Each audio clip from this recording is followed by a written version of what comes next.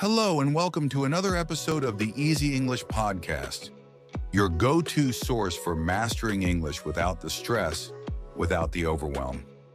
I'm your host in presenter's name, and today we're diving into a topic that I'm sure every English learner can relate to: how to learn English easily. Whether you're just starting your journey with the language or you've been learning for a while and feel stuck, this episode is for you. Today, I'll be sharing insights, tips, and a lot of practical advice that will make your learning process smoother, more effective, and, most importantly, more enjoyable. Before we dive in, I want to take a moment to introduce myself properly for any of our new listeners. My name is Presenter's Name, and I've been teaching English for over a number of years. Throughout my career, I've helped countless students from around the world, just like you, reach their English language goals. And I know from experience that learning a new language doesn't have to be a painful, tedious task. In fact, with the right approach, it can be quite fun, almost like a game. And I know you're probably wondering, a game? Learning English is a game? Yes, I'll explain exactly what I mean in today's episode. But first, let me give a little background on this podcast. The Easy English Podcast is here to give you practical tips, strategies, and motivational stories that keep you inspired on your English learning journey. Each episode, we break down a topic related to language learning and go deep, not just talking about the what, but also the how and the why. You'll walk away from each episode with actionable tips that you can start using right away. And trust me, consistency is the key when learning a language, and every small step you take brings you closer to fluency. So let me take you back to a time in my life when I had to learn a foreign language myself. I was in my early 20s, and I decided to move to country name, a country where the language was completely unfamiliar to me. Now, I had taken a few classes in that language back in school, but like many of you probably feel, it just didn't stick. I remember sitting in my tiny apartment in city name, completely lost. The grocery store, the street signs, the public transportation system, everything was in this foreign language that I didn't understand. I felt overwhelmed, just like many English learners do when they're first starting out. But slowly, day by day, I started to pick things up. And no, it wasn't through endless hours of textbook learning. Instead, I started focusing on practical situations. I learned words that I needed to survive, to order food, to navigate the city, and gradually I realized something important. Learning a language doesn't have to be overwhelming if you focus on what's relevant to you at the moment. That was my first breakthrough, and that's the first lesson I want to share with you today. You see, one of the biggest mistakes language learners make is trying to learn everything at once. They want to know all the grammar rules, memorize lists of vocabulary, and be able to speak fluently from day one. But that's not how our brains work. The key to learning English, or any language, is focusing on what's relevant to you at each stage of your learning journey. For example, let's say you're learning English because you want to travel. You don't need to know complex business terms or scientific vocabulary right away. What you need are phrases and words that will help you navigate an airport, check into a hotel, or order a meal at a restaurant. And once you've mastered that, you can start building on it. Here's a concrete example.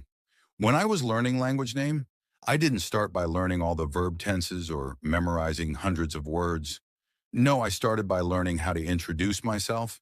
It's one of the most basic yet practical things you can learn in any language. And that's what I encourage you to do in English. Start with the basics, things you'll actually use in everyday situations. Learn how to introduce yourself, how to ask for directions, how to make small talk. These are things you'll encounter almost daily, and once you're comfortable with them, you'll have built a solid foundation that you can expand on. So let's dive a bit deeper into what I mean. Imagine you're meeting someone for the first time in English. You want to make a good first impression, but you're not sure how to introduce yourself properly. Well, here's a simple, effective structure you can follow. First, start with a greeting. Something as simple as, "Hi, my name is your name." This is basic, but it's the foundation of every self-introduction. Next, give a little information about yourself.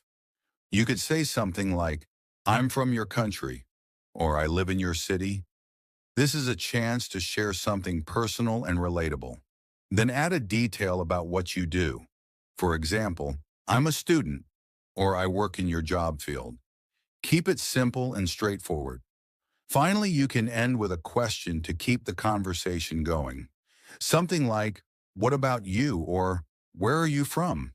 And there you have it, a simple yet effective way to introduce yourself in English. Now you might be thinking, "Okay, I get the basics, but what about the hard stuff?" Well, the hard stuff comes with time.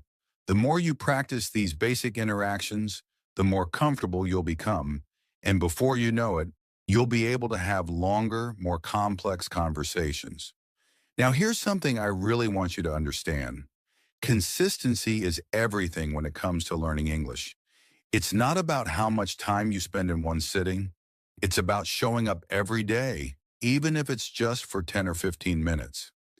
Research shows that people who practice consistently, even for short periods, learn faster than those who study for hours at a time, but only occasionally.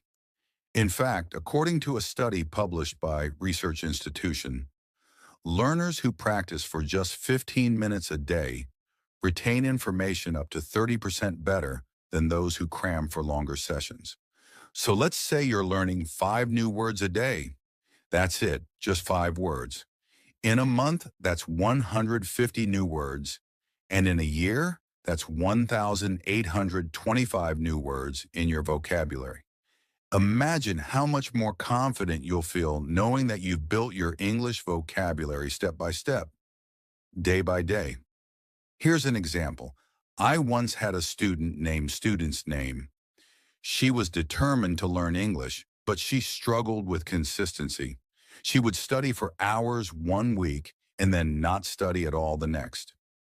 I encouraged her to adopt a daily routine, even if it was just 10 minutes. Within a few months, her progress skyrocketed. By the end of the year, she had learned over 1,000 new words and was able to hold a conversation in English with ease. Her success wasn't because she studied for hours, but because she showed up every day, no matter how busy her schedule was. So, what's the takeaway from today's episode? First, focus on what's relevant to you. Start with the basics and build your foundation. Second, be consistent. Even if it's just 10 minutes a day, commit to showing up every day. And finally, don't be afraid to make mistakes. Every mistake is a step toward improvement. Remember, learning English, or any language, is a journey, not a destination. It takes time, but with the right approach, it can be an enjoyable and rewarding process. Thank you so much for tuning in to the Easy English Podcast. I hope you found today's episode helpful, and I encourage you to take these tips and put them into practice. If you enjoyed this episode, please consider leaving a review or sharing it with a friend who might find it helpful. And don't forget to subscribe so you never miss an episode. Until next time, keep learning, stay consistent, and remember, you've got this.